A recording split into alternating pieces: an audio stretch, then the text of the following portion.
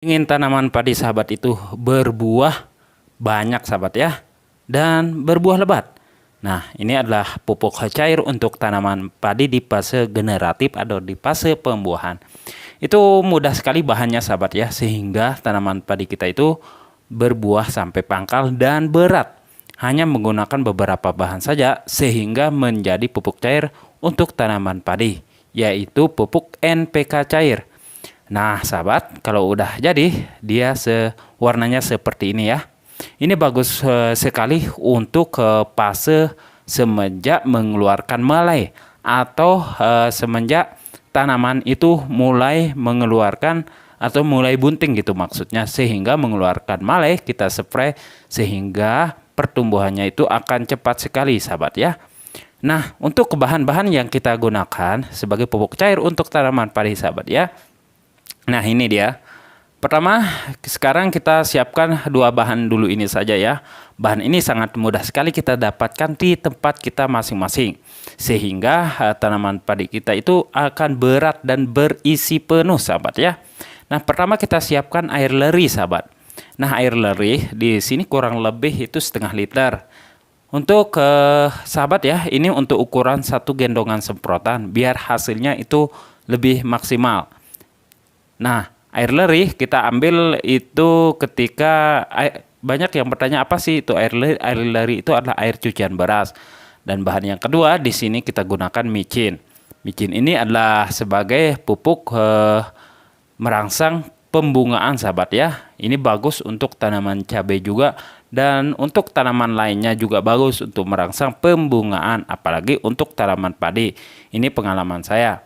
Oke, pertama-tama air cucian beras yang kita sudah ambil ini sahabat ya, kita masukkan ke dalam wadah kosong sebanyak kurang lebih setengah liter sahabat ya dari air cucian beras tersebut.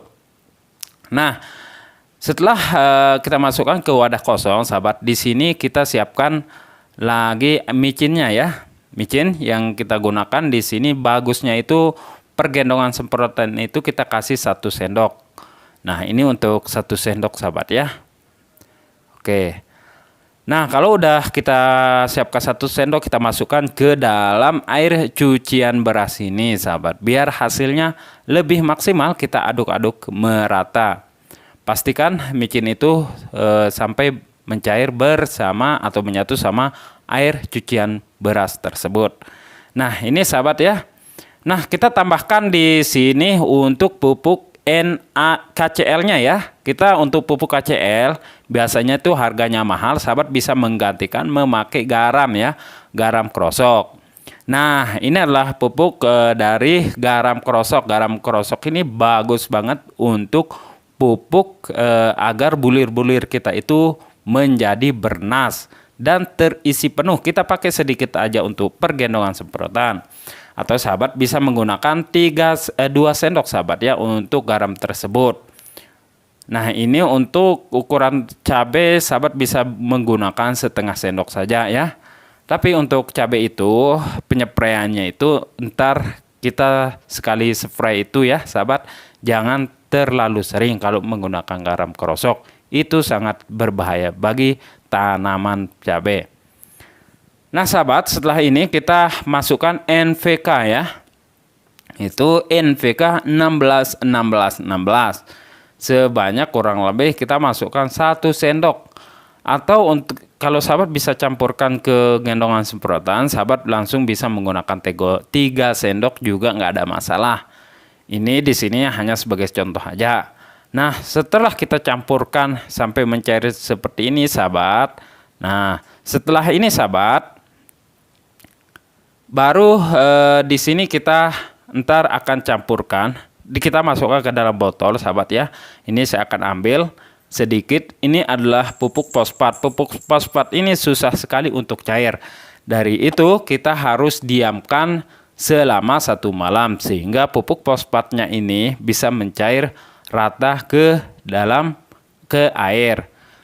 Caranya adalah kita masukkan ke dalam ke dalam botol yang berukuran setengah liter barusan sahabat ya.